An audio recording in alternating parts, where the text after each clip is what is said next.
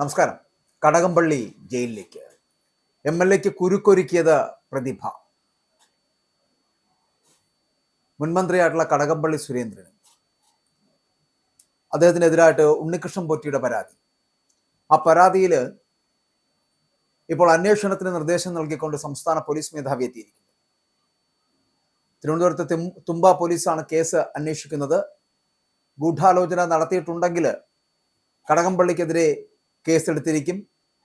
കഴക്കൂട്ടം സ്വദേശിനിയുടെ പരാതിക്ക് പിന്നിൽ കടകംപള്ളി സുരേന്ദ്രൻ ആണ് എന്നായിരുന്നു ഉണ്ണികൃഷ്ണൻ പോറ്റിയുടെ ആരോപണമെന്ന് പറയപ്പെടുന്നത്. സംസ്ഥാന രാഷ്ട്രീയത്തിൽ ചർച്ചയായിട്ടുള്ള ഭൂമി തട്ടിപ്പ് വിവാദത്തിലാണ് മുൻ ദേവസ്വം മന്ത്രിയും CPMന്റെ നേതാവുമായിട്ടുള്ള കടകംപള്ളി സുരേന്ദ്രനെ നേരിട്ട് പ്രതിക്കൂട്ടിലാക്കിക്കൊണ്ട് ഉണ്ണികൃഷ്ണൻ പോറ്റിയുടെ പരാതി എത്തിയിരിക്കുന്നത്. തന്നെ കുരുക്കാൻ കടകംപള്ളി സുരേന്ദ്രൻ ആസൂത്രിതമായിട്ട് നീക്കം നടത്തിയെന്ന് ആരോപിച്ച് പോറ്റി DGPക്ക് പരാതി നൽകി.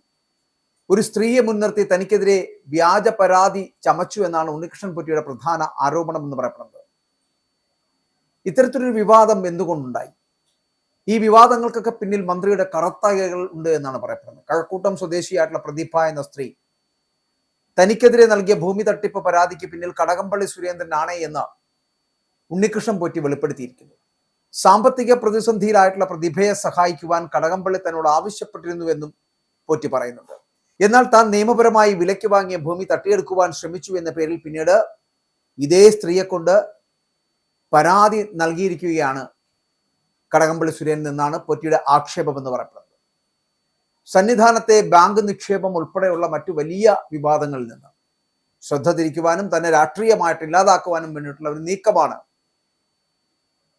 ഇപ്പോൾ നടക്കുന്നത് എന്നാണ് ഉണ്ണികൃഷ്ണൻ പോറ്റി ആരോപിക്കുന്നത്. ഭൂമി താൻ പണം നൽകി വാങ്ങിയതാണ് എന്നും അതിന്റെ എല്ലാ രേഖകളും തന്റെ കൈവശമുണ്ടോ എന്നും തന്നെ കുരുക്കുവാൻ വേണ്ടിയിട്ട് ഒരു സ്ത്രീയെ കരുവാക്കുകയാണ് ചെയ്യുന്നത് എന്നും ഒരു ജനപ്രതിനിധിക്ക് ഇത് ചേർന്നതല്ല എന്നുകൂടി പോറ്റി തുറന്നടിച്ച് സംസാരിക്കുകയാണ്.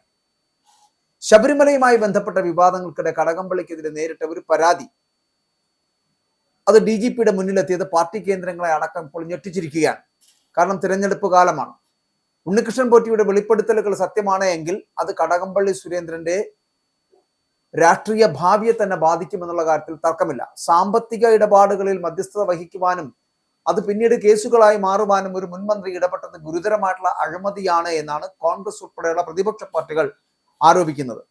എന്നാൽ കടകംപള്ളി പറയുന്നത് പ്രതിഭ എന്ന സ്ത്രീയോടൊപ്പം താനും ഗൂഢാലോചന നടത്താൻ കൂട്ടുനിന്നു എന്ന് പോറ്റി പറയുന്നത് അത് തന്നെ ഒരു ഗൂഢാലോചനയാണ് എന്നും ഒരു സ്ത്രീയുടെ സാമ്പത്തിക വിഷയത്തിൽ ഇടപെട്ടതായിട്ട് ഓർക്കുന്നില്ല എന്നാണ് കടകംപള്ളിയുടെ ഭാഷ്യം.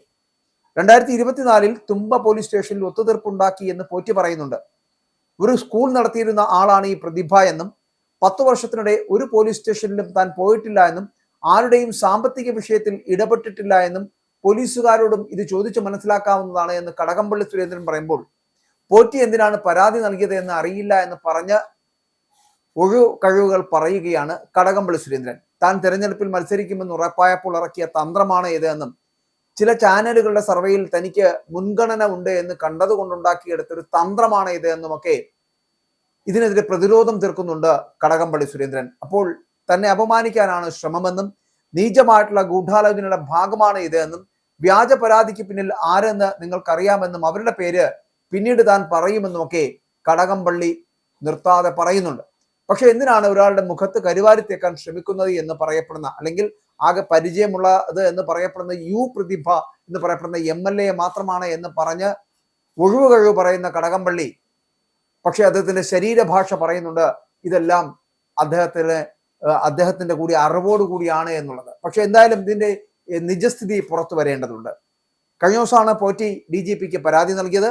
കടകംപള്ളി സുരേന്ദ്രൻ ഗൂഢാലോചനയിൽ പങ്കാളിയാണ് എന്നും ഉണ്ണികൃഷ്ണൻ പോറ്റി പരാതിയിൽ പറയുന്നുണ്ട്. കടകംപള്ളിക്കെതിരെ ഉണ്ണികൃഷ്ണൻ പോറ്റിയുടെ ബോംബ് ഇതിപ്പോൾ സംസ്ഥാന രാഷ്ട്രീയത്തിൽ ചൂടുള്ള ചർച്ചയായി മാറിയിരിക്കുകയാണ്. അതുകൊണ്ട് തന്നെ ഇതിനകത്ത് ഈ അഴിമതിയുമായി ബന്ധപ്പെട്ടിട്ട് കടകംപള്ളിക്ക് ഏതെങ്കിലും തരത്തിലുള്ള ബന്ധമുണ്ട് എന്നുണ്ടെങ്കിൽ കടകംപള്ളിക്ക് വേണ്ടിയിട്ട് ജയിൽ ഒരുങ്ങുകയാണ്. കടകംപള്ളിക്ക് അവസാനം ഗത്യന്തരമില്ലാതെ ജയിലിലേക്ക് പോകേണ്ടി വരും എന്നുള്ള കാര്യത്തിൽ തർക്കമില്ല. ഇവിടെയും ഒരു കുരുക്കാക്കി മാറുന്നത് MLAക്ക് കുരുക്കാക്കി തീരുന്നത് പ്രതിഭ എന്ന് പറയപ്പെടുന്ന ഒരു വനിതയാണ്.